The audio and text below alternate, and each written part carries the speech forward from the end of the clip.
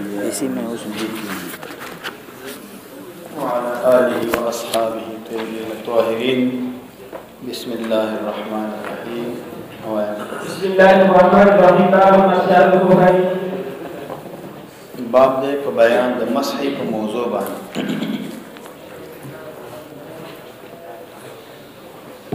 مسح په موضوع باندې دا یو اجماعي مسله ده چې مسح په موضوع باندې په حضر او سفر کې دا جایز ده ضرورت په وخت کې جایز ده او بغیر د ضرورت د وخت نه جایز ده سړی د پاره جایز ده او خلی د پاره جایز ده که هغه سړی هغه خزا چې کور کې همیشه پاتې کېږي د سره کور نه وځي نه هغې دپاره جایز ده که مسح الخفین نه چا خلاف کړی شیعه او خوارج دي نو هغې لره اعتبار نشته بلکې د اهل سنت والجماعت چې څومره علما دي ټول په دې باندې اجماع راغلی دی امام مالک رحمه الله نه ډېر روایت راغلی خو صحیح روایت د امام مالک رحمه الله هم دا دی چې هغه قائل دی مسح علی الخفین باندې حسن بصری رحمه الله هغه به دا ویلي چې ما ته اویا کس صحابه کرام نه روایت ثابت دی د نبی اسلام د صحابهونو چې هغه په مسح په موضوع باندې دا کوي نو معلومیږي په دې کې د صحابه کرامو اجماع راغلی دی او د صحابه کرامو نه بعد هم اجماع په دې کې راغلی په دې کې اتفاق دی اختلاف د سره شته نه اختلاف سر په دې کې راغلی چې مسح افضل دی او غسل افضل دی افضل کمی بعض علماء وی چې غسل افضل دی ځکه دا ما هو الاصل دی او بعض علماء دا یو جماعت د علماء وی صحابه کې حضرت عمر رضی الله عنه ابو ایوب انصاری رضی الله عنه د دې قائل دي چې غسل د افضل دی بعض علماء یو جماعت د تابعین او محدثین او هغه چې مسح افضل ده لکه امام شعبی امام حاکم هغه دې قائل چې مسح د افضل بعض علماء وی دا دواړه برابر دي کستا خو د یو افضلیت په بل نشتا کته مسح کې او کته غسل کې لکه علامه ابن منذر رحمه الله هغه دواړه د سوي برابر دي چې کوم یو ته نو مسح علی الموضع دی باندې د چا اختلاف نه راغلی بلکې دا جائز ده د صحابه او د تابعین او من بعدهم د علما او سلفا ولا خلفا د ټول په دې باندې اجماع وبه قال حدثنا يحيى بن الحسن بن واسلام بن ابراهيم وابن جابر بن ابي معاويه قال حدثنا ابو بكر بن ابي شيبه قال حدثنا ابو معاويه وقيل لفظ يحيى قال حدثنا ابو معاويه بن الاعمش بن ابراهيم عن حمام قال كان جرير ثم توضا ومسح خفيه فقيل اتفعل هذا فما كان رايت رسول الله صلى الله عليه وسلم بعد فقلت توضا ومسح خفيه قال الاعمش قال ابراهيم كان يوم هذا الحديث لان الاسلام جرير كان ذات النزول المائده نعم مشهور ابراهيم ولې زما د حدیث ډیر خوښیدل او د دې وجه نه مې خوښیدل چې اسلام د جریر د نزول د سورۃ مائده نه وروسته راغلی معنا دا د سورۃ مائده کې خو الله وايي فغسلوا وجوهکم وایدیکم الی المرافق وامسحوا برؤوسکم وارجلکم اوس کله اسلام د جریر د نزول د سورۃ مائده باندې مخکې به نو چا بداوی چې سورۃ مائده نازل شو مسح وا خو سورۃ مائده باندې د مسح منسوخ شوی دا ابتدا وا هغه نه بعد حکم دار او ارجلکم الى الكعبين اوس غسل لغلی مسح نشته نو ځکه چې اسلام د جریر متأخر دی نو موږ ته پته ولګیلا چې مسح دا ثابت ده دا منسوخ شوی نه ده منسوخ شوی نه ده او د آیات د سورۃ مائده د هغه چا د پاره دی چې هغه موزیک خو نه وي ارجلکم وینځي بخي الى الكعبين نو گویا کې د حدیث چې دلته راغلی د آیات په عموم باندې داله د احادیث دا مخصص د آیات د لپاره ګرځي وبه قال حدثنا إسحاق بن إبراهيم وعلي بن حسن قال أخبرنا عيسى بن يونس قال حدثنا محمد بن أبي عمر قال حدثنا سليمان وقال حدثنا من جابر بن الحارث التيمي قال أخبر ابن مسلم كل من لا مشرق في هذا الإسلام بغير حديث أبي معاوية تعالى أن في حديث عيسى وسفيان قال فقال أصحاب عبد الله يعجبهم هذا الحديث لأن الإسلام جريء بما نفى في نزول الواحدين وبه قال حدثنا يحيى بن يحيى التيمي قال أخبرنا أبو حنيفة بن أعمش الشقيق عن حذيفة رضي الله عنه قال كنت مع النبي صلى الله عليه وسلم فانتهينا سبالة قوم فقال قائما فتناقضوا دا ډیران ته ویل کېږي خاورې خزلې سیزونه سړی جارو کې هلته ورځي او عادت کې دا ډیران فبال قائما نبی علیہ السلام بولې په ولاړه باندې وکړي فتحنیتو دتنه وروسته شوم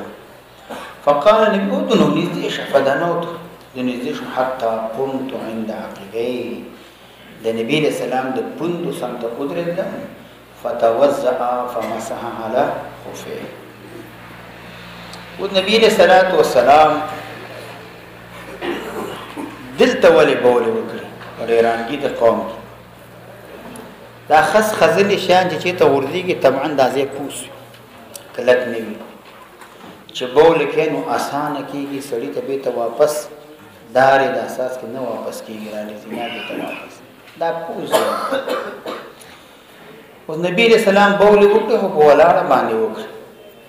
یاد دی وجنا امام شافعی مولاوی چې عربو چې اغي په دې ملاکه په درد وو نو اغي دا عادتو چې بوله په ولاړه باندې وکي نو دې ملا دا درد دې دا په دې باندې خکېږي نبی علیہ السلام ملا باندې درد نو دی وجنا دا وکړه او یاد او چې پیغمبر علیه السلام یو ضعیف روایت را دي چې نبی علیہ السلام بول ذکر وکړي پیغمبر علیه السلام د زنګون لاندې طرف ته د پیغمبر علیه السلام دردونو کې نسلې نشو ځکه زنګون باندې درد نو چې نه خو قاطی پیغمبر السلام قدرت د تکلیف دی وایي یا دا ډیرانګیو نو ډیرانګي کې خامخا خزلې نجاست سيزونه خلق ورده ناس ته زين نبی له سلام پکې پیدا نه نبی له سلام مجبور او محتاج په ولاړې وکړه دا ستې ایران ته لاړ او زینې کورسته کې نه خلد ویني کمخ کې زین نشته اکثر دی اړو کې د دیوالو میوالو به خو کې د خول بول کړیا د تلی ورسته کې نه خلد راځي کمخ کې نه پلیت بشي اته سم ورته ودرېګا دیوال یې ودرېګا بوله کې اس پر باندې څه کدا ضرورت دی ضرورت په بنا باندې دا چایس یا داسې و دا رنګه داسې و چتو سي مخامخ و چتو و چت زبانه چې سړی کینی بر بوله کې نو بیت پتا باندې راځي یا و چتو نبی رسول الله په لاړو چې زه خو پوس دی اصل دار نه راځي په ولاړه وکړي چې بیت واپس په ما باندې لري شي کپه ناس کړي نو واپس پیغمبر اسلام باندې نو ضرورت په بنا باندې داو یا قاضی عیاض رحمه الله وی چې پیغمبر اسلام ذکر وکړي چې دلته نږدې صحابه کرامو بول قائما په دې وخت کې سړی د خروج د حدث نه په امن کې وي په خلاف د حالت د قعود نه نو دیو جن حضرت عمر رضی الله عنه البول قائما احسن للدبر بعض علماء نبی اسلام بیان د جواز لپاره کړی عادت مستمره همیشه د نبی اسلام داو چې بوله پناس تبانی کړی کله نبی صلی الله علیه وسلم کړی دی بوله ولاړه باندې عادت مستمره د کو چې حضرت عائشہ رضی الله عنها غره دلیل دی حضرت عائشہ رضی اللہ عنہ فرمائی من حدثکم ان النبی صلی اللہ علیہ وسلم کان یبول قائما فلا تصدقوه کڅوک تاسو ته وی چې نبی صلی الله علیه وسلم بول قائما کړي تصدیق مکوئ معنا دا ده چې عادت مستمره دا چې نبی صلی الله علیه وسلم بول پناسته کته چې به خدواله روایتونو کې تعارض راځي هلته بول قائما کړي ته کچا ویل چې بول قائما کړي حضرت عائشہ فلا تصدقوه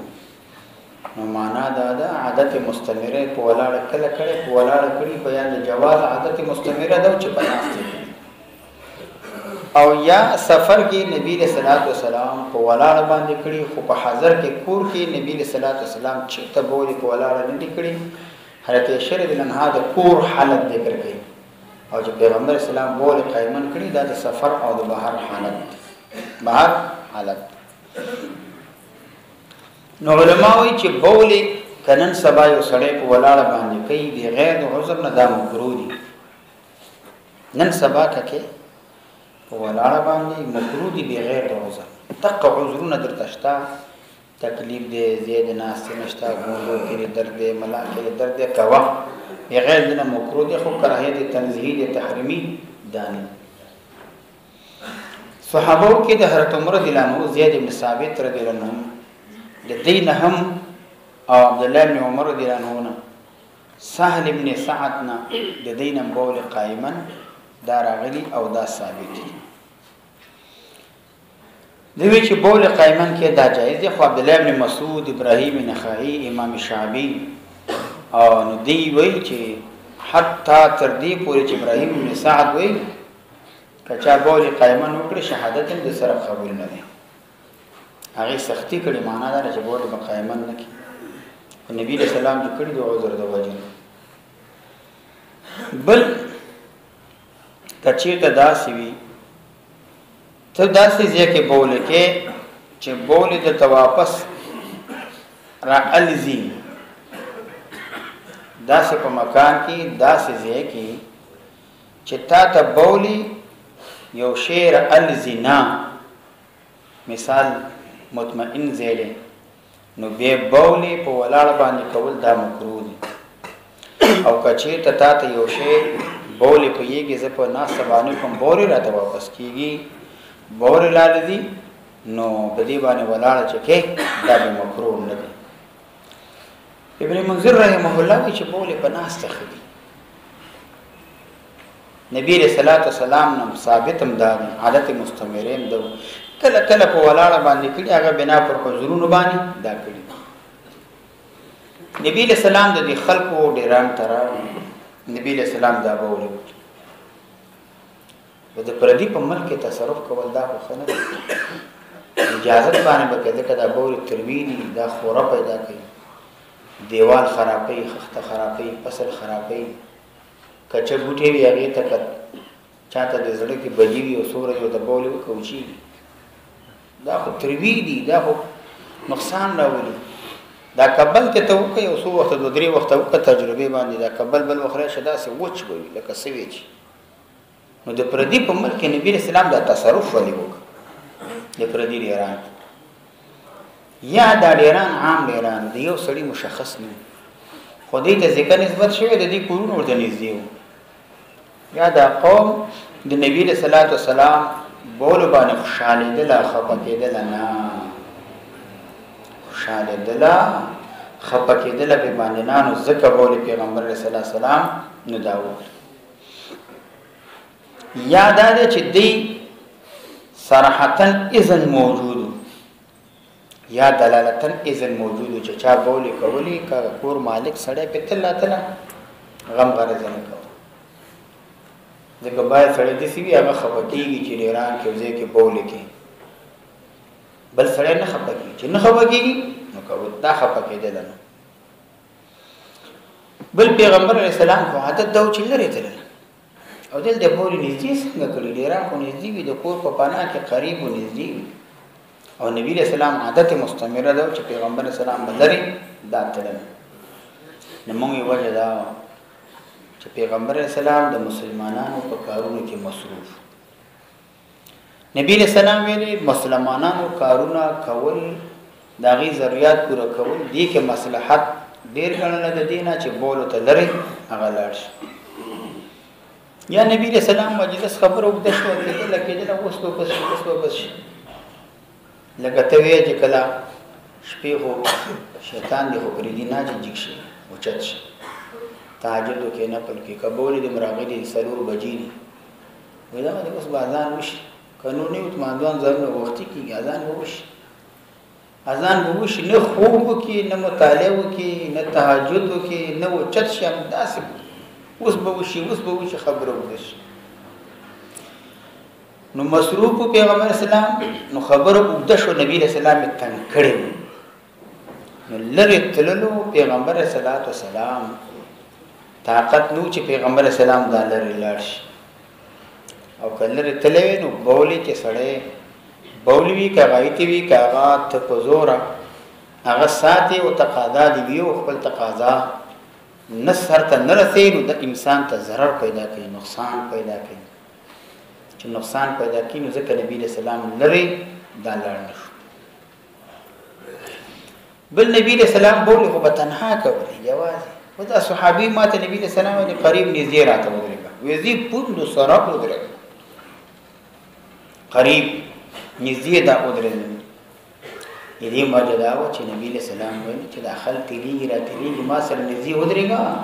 چې خلقنا ز پټ چې خلقو د نظرونو د هغه پټ ځکه عادت دا چې سړی لري دي نبی دې نږدې خو ضرورت وجه نه سما نو خلک مې ویني و چې ولا نږدې کبو لیکنو څه پروا ده نشته نو ځکه پیغمبر علیه الصلاۃ والسلام لری لاندو شو قریب بوله دا و پیغمبر علیہ الصلوۃ والسلام قریب صحابی ته قریب شنیزیش نو دې حدیث نه دا معلومه شو بول قائما هم جایز دي لری بزی بولد پناست باندې بکې ضرورت وجنا ولاړ باندې کولش اگر کا سنت طریقه ابعاد دا ضرورت وجنا نزدیم کولش او به پیغمبر علیہ السلام فتوضأ فمسح على خفيه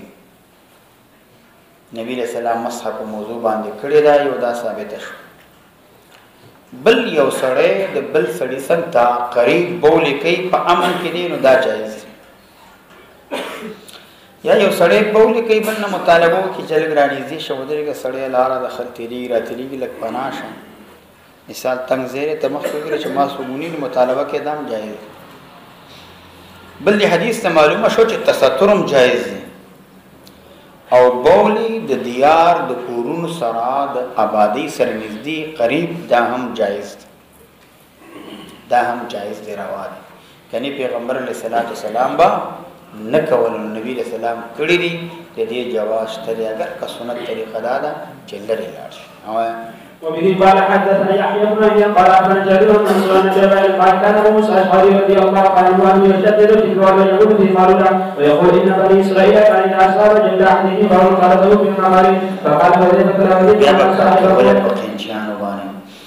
فقال حذيفه الى وجدت من صاحبكم استاذ صاحب لا يشدد هذا التشديد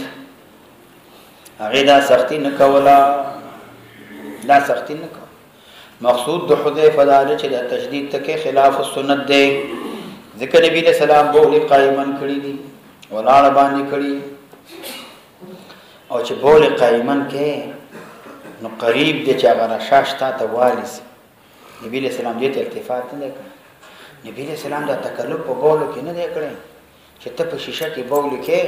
او احتیاط کړي دی وجنه چې بالکل ماته احساس کی راوا نه نسی نکابه موسی رضی الله عنه هغه چې دا قرآن نه دا تشدید پیغمبر علیه السلام دا نه کړی نو هغه د دې نه مانی نو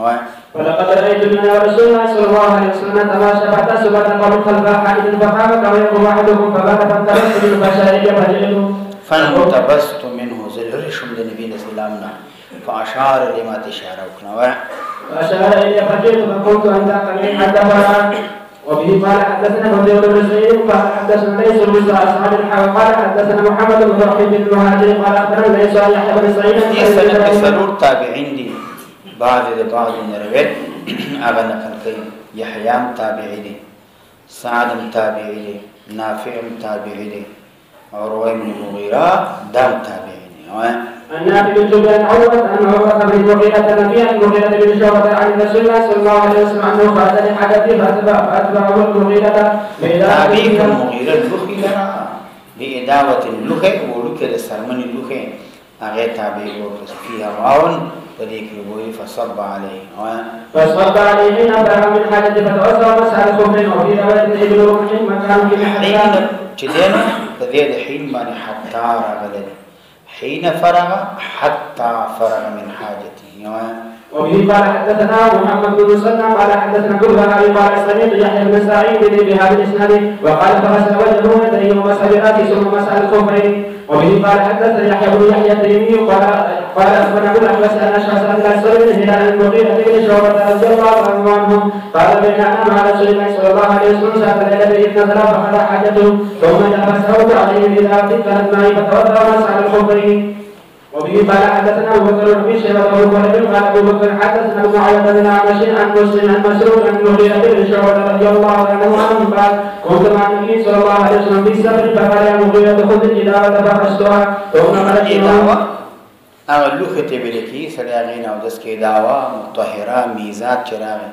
دا لوخه ته ویل کېږي لوخه د اوداسه نو لکه کوزه لوټه دا نو سرمنونه بعضې جوړو بعضې به د نحاسو نه جوړو بعضې به د سرمن نه جوړو بعضې د کاڼي نه جوړو دې ته ویل کېږي. فخرجت معه فانطلق رسول الله صلى الله عليه وسلم حتى تبرع عني فقال حديث ثم جاء عليه جوبة شامية ضيقة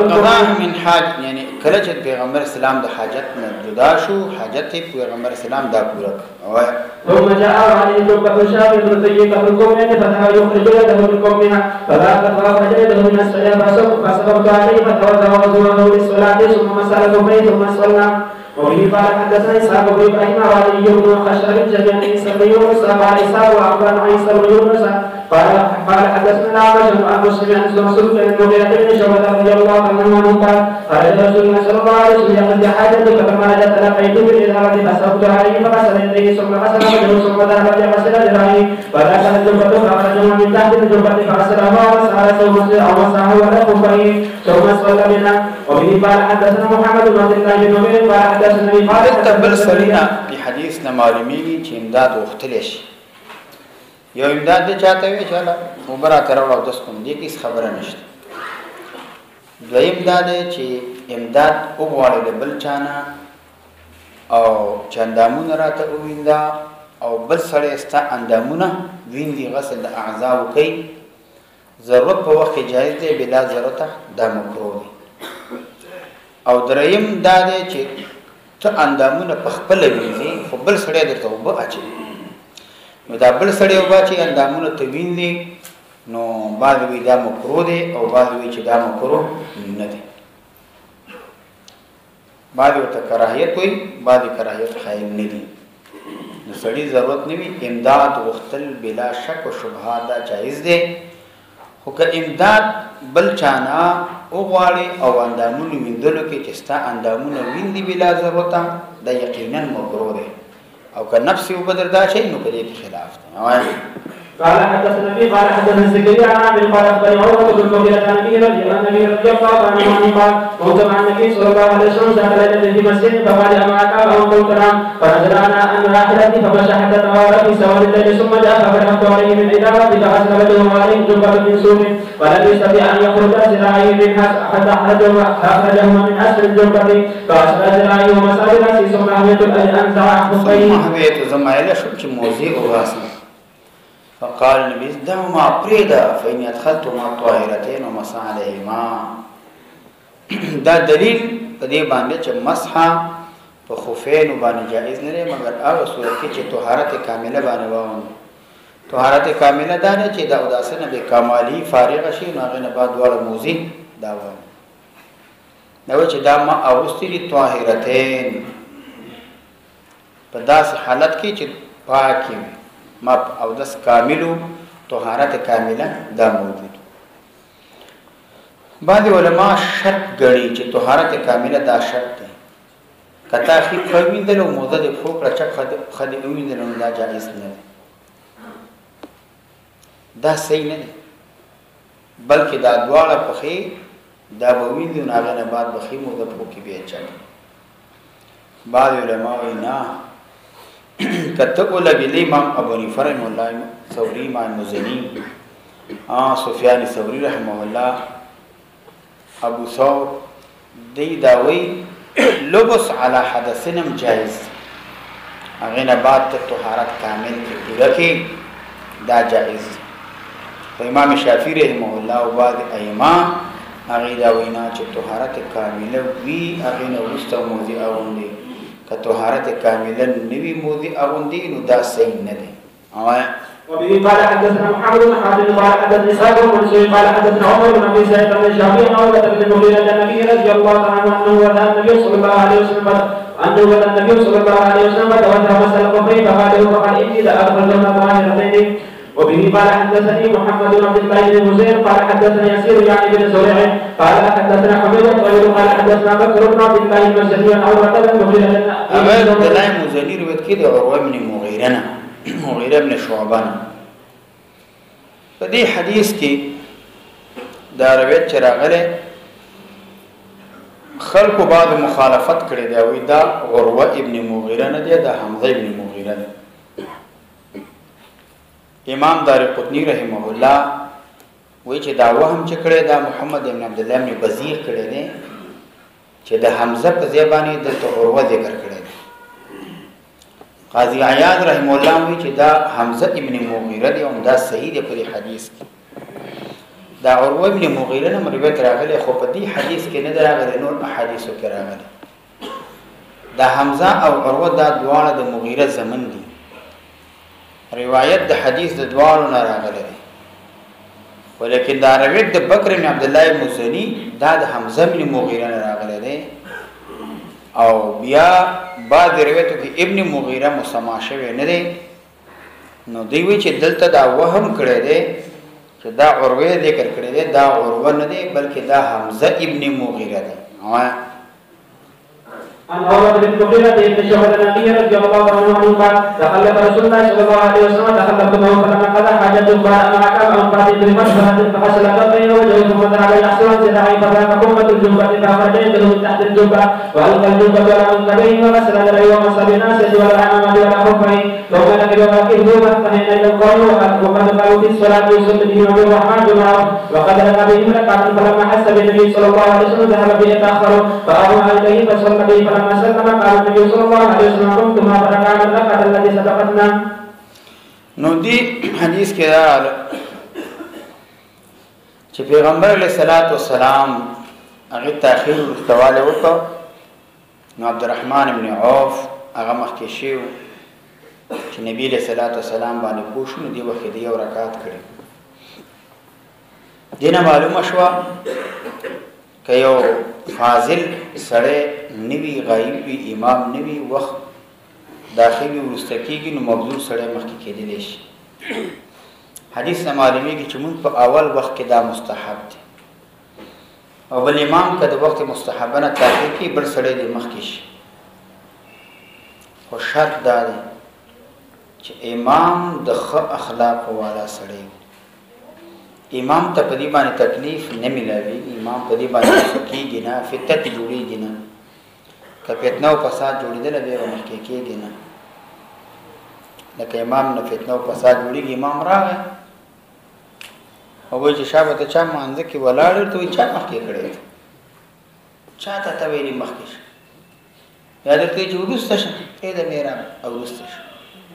نو منځ کې خلل لازم، منځ کې نقصان لازم. که ډیر وخت وروسته کولا نو ځان له مونږ وکړه، نو هغې نه بعد جمع سره بیا دوباره مونږ وکړه. اوس په دې کې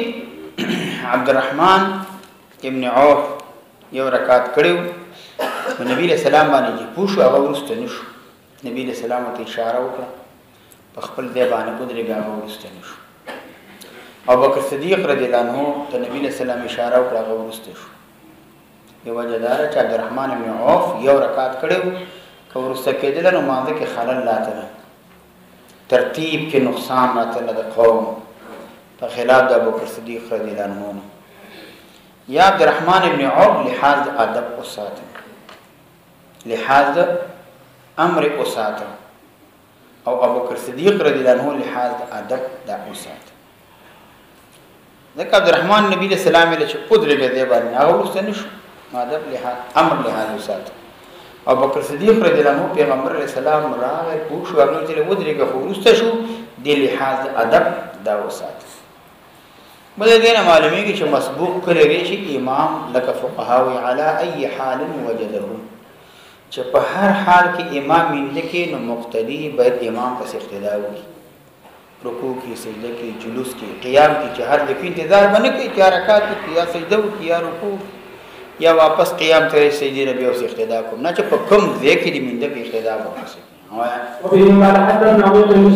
مسلم محمد بن تعالى قال حدثنا مالك عن النبي قال حدثني بكر بن عبد الله عن ابي بن النبي رضي الله عنه ان النبي صلى الله عليه وسلم ما سال قتيل محمد راسي وعلى عمامته. وبه قال حدثنا محمد بن عبد الله قال حدثنا مالك عن النبي عن بكر بن حسن عن ابن المغيرة النبي رضي الله عنه عن النبي صلى الله عليه وسلم بمثله. قال حدثنا محمد بن سند کې چې کوم روایت د معتمر نه راغلی دی او هغه د پلار نه روایت کوي ضرور تابعین بعد د بعض نه روایت کوي ابو معتمر سليمان بن ترخان تابعی دی دا بکر بن عبد الله تابعی دی حسن بن تابعی دی ابن مغیره دا سرور تابعی دی چې دا حمزه ابن مغیره دی.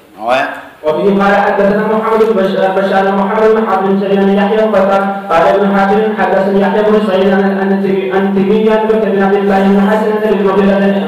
عن ابن المغيرة بن شعبة النبي قال بكر قد سمع من ابن المغيرة النبي صلى الله عليه وسلم توسل فمسح بناصيته وعلى العلامة. دا سورې چې مسح په عمامه باندې نو کباغ سر وسره مسح شي نو دا جایز دی. مسح په ټوپۍ باندې کې جایز ده خو چې با سر وسره مسح شي. امام شافعي مذهب دار کې یو وختم زموږ مذهب دار چې ناسیه وي او یا عمامه دا سوي چې نری وي هغه نو لنواله سر ترسيږي کې اواز په عمامه قلم سوي باندې مسح وکړي نو دا جایز نه دی. دا جایز نه دی کې خلاف نشته بلکې دا جمهور علما او مسلک دي چې دا جایزه دا نه دی بلکې مسح د عمامه نه بلکې د مسح د سر وکړي. نبی له سلام چې کړي نو عمامه تړې وچته کی دا څه کدا وچته ورو کې خودلو کې سر په مسکی او یادار چې سر مسه وکړه نو عمامه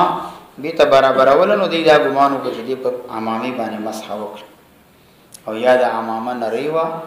یا وړو چار اطراف ته نخکار دي نبی له سلام مسح په سر وکړه په عمامي په دوړ باندې وبه قال حدثنا ابو بكر بن شيبه ومحمد بن علي قال حدثنا معاويه قال حدثنا اسحاق قال حدثنا عيسى بن يونس كلاهما عن الأعمشي عن الحاكم عن عبد الرحمن بن ابي عن كعب بن عجرة عن بلال رضي الله عنه ان رسول الله صلى الله عليه وسلم سال قبل الجماع. وفي حديث عيسى حدثني الحاكم قال حدثني بلال. دا امام مسلم رحمه الله دلته یو دقت او یو باریکی هغه ته اشاره نو دلته داوي وعيسى ويلك عن الأعمش حدثني الحكم عن ابن ابي ليلى عن كعب بن عجرة قال حدثني بلال. بلال سره به حدثني دا ذکر دا عن بلال په زبانه حدثني بلال دا ذکر دې کې اشاره دي ته چې د اعمش نه دوه کسان روایت کړي یو ابو معاويه روایت کړي بل عيسى ابن يونس. ابو معاويه په خپل روایت کې عن الاعمش عن الحكم ویلي دا عيسى ابن ابي ليلى په خپل روایت کې عن الاعمش قال حدثني الحكم ویلي نو دی حدثني ذکر کړي په دې د عن باندې شک نشته چې حدثنا قوي دي خاص کر چې د اعمش نریش دغه اعمش معروف مشهور دی په تدلیس باندې نو ذکر امام مسلم دې ته اشاره کوي چې په حدیث ته چا کې د عيسى ابن ابي ليلى کې هغه کې حدثني الحكم قال حدثني بلال د عن په دې باندې حدثني راغلی نو وبه قال حدثني سعيد بن سعيد قال حدث علي بن علي بن موسى عن الأعمش بهذا الاسناد وقال في الحديث رأيت رسول الله صلى الله عليه وسلم. اللهم صل على